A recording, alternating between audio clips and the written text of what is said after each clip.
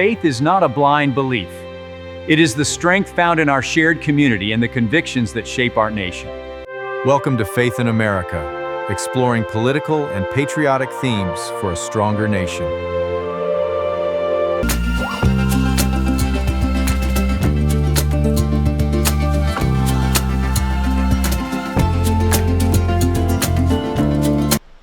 Welcome to the podcast. Remember to give us a like, share this video, and give us a little comment. Say hello. Tell us where you are. This is going to help the podcast reach more people across the many platforms that you can view us on. The podcast today is Luxury Socialism, Bernie Sanders' private jet problem. Welcome to the podcast. Today we're examining a growing controversy surrounding Senator Bernie Sanders and his so-called fighting oligarchy tour. A campaign built on condemning wealth, privilege, and elite power while reportedly spending hundreds of thousands of dollars on luxury travel and accommodations. According to the Federal Election Commission filings, Sanders' campaign spent more than $600,000 on private jets, limousines, chauffeur services, and upscale hotels during a 15-month period. Critics say the spending exposes a glaring contradiction between Bernie Sanders' public rhetoric and his personal campaign lifestyle.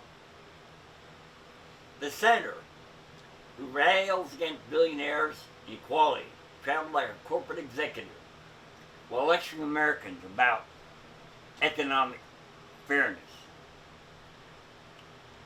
Tonight we ask an important question.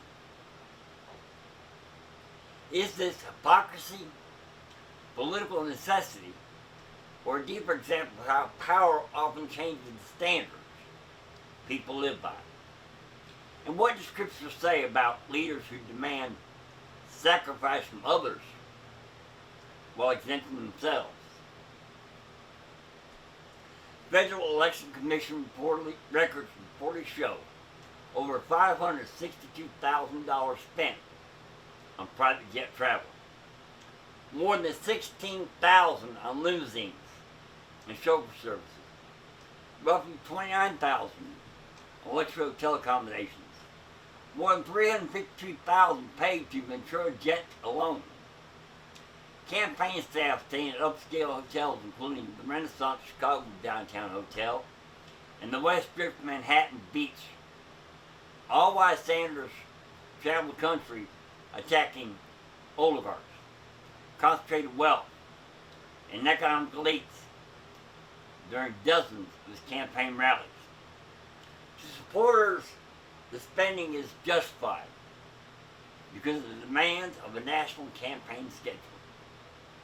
Sanders himself defended the use of private aircraft by saying there is simply no practical way to conduct multiple rallies a week using commercial airlines.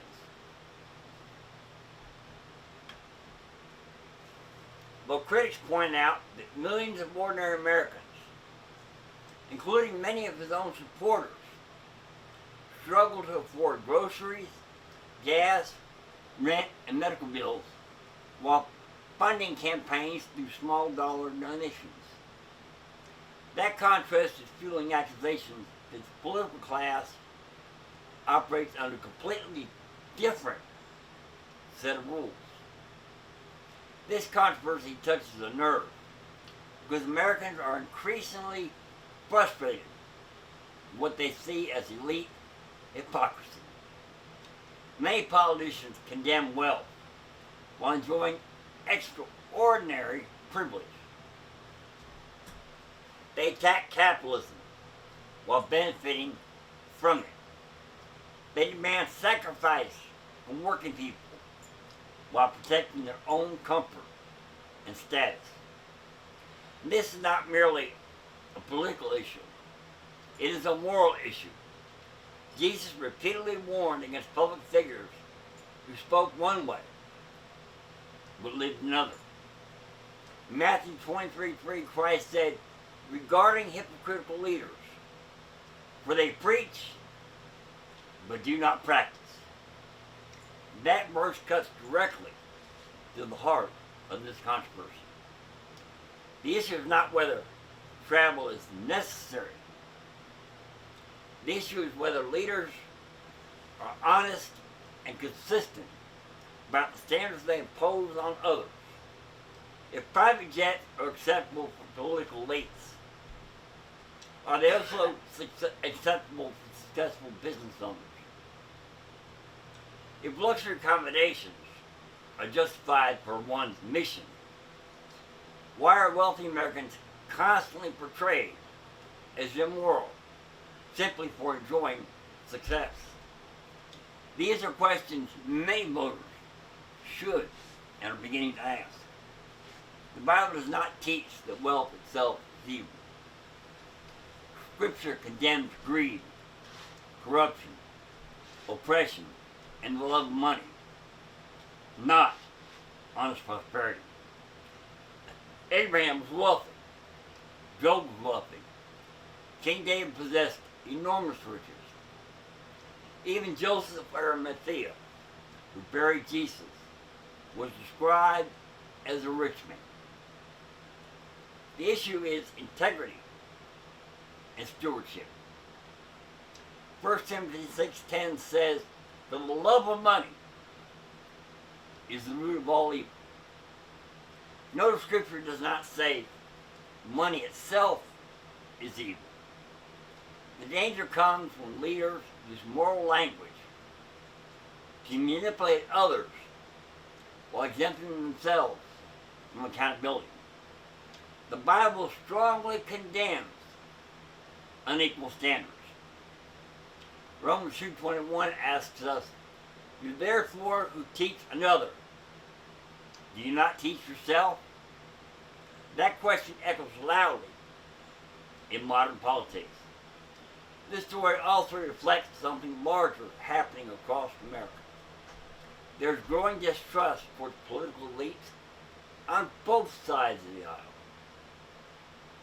Many Americans believe there is now a permanent ruling class in Washington that enjoys luxury, exercises power, lectures citizens, and avoids the consequences of the policies they promote.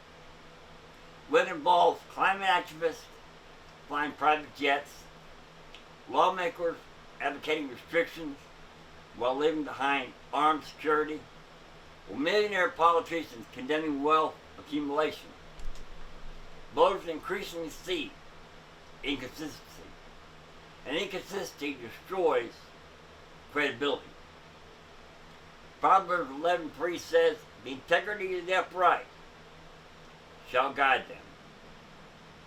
Integrity means living by the same principles you expect from everyone else.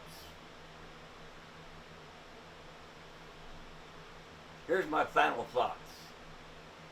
Bernie Sanders defenders argue that modern campaigns require rapid travel and tense scheduling. His critics argue that someone attacking wealth inequality should not spend donor money on luxury travel while condemning others for prosperity. Ultimately, Americans will decide whether this is practical, whether it's good campaigning or political hypocrisy. But spiritually, the lesson is much broader. Scripture warns repeatedly against pride, self-righteousness, and double standards. Leaders are called to humility, to honesty, to consistency, and to accountability. Luke 12:48 says, "To whom much is given, much will be required." That standard applies to every leader, political, cultural, and spiritual. Thank you for listening to the podcast. See you on the next one.